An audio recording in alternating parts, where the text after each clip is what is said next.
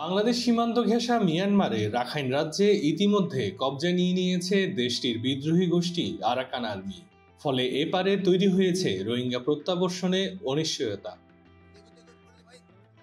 এমন সংকট সময়ে বাংলাদেশে এই মুহূর্তে সীমান্তের ওপারে কার সাথে যোগাযোগ রাখছে সেটি স্পষ্ট করেছেন স্বরাষ্ট্র উপদেষ্টা লেফটেন্যান্ট জেনারেল অবসরপ্রাপ্ত জাহাঙ্গীর আলম চৌধুরী।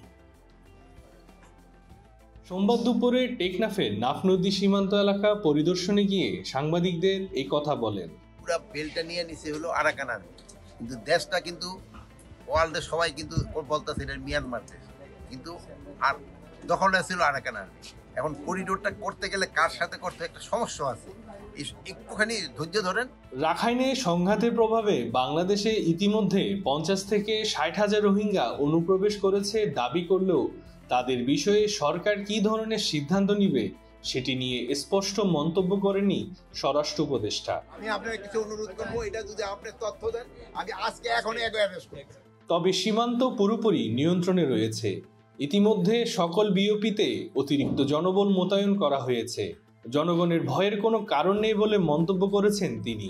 পরিস্থিতিটা আরো একটু উন্নতি হলে, যেমন ধরেন এখান থেকে তাদের সরাই দেওয়া হয়েছে এই জালিয়া দ্বীপের থেকে, অন্য এই এলাকায় হয়তো আর মাছ ধরার জন্য কোনো হয়তো সমস্যা হবে না। স্বরাষ্ট্র উপদেষ্টা টেকনাফের বিভিন্ন সীমান্ত পরিদর্শনের পর 2:45 পৌঁছান নাফ নদীর জালিয়া দ্বীপ ঘেঁষা দমদমিয়া ঘাটে। এ সময় বিজিবির মহাপরিচালক মেজর জেনারেল মোহাম্মদ আশরাফুজ্জামান সহ ঊর্ধ্বতন কর্মকর্তারা উপস্থিত ছিলেন। টেক্স নিউজ, সি ভয়েস 24।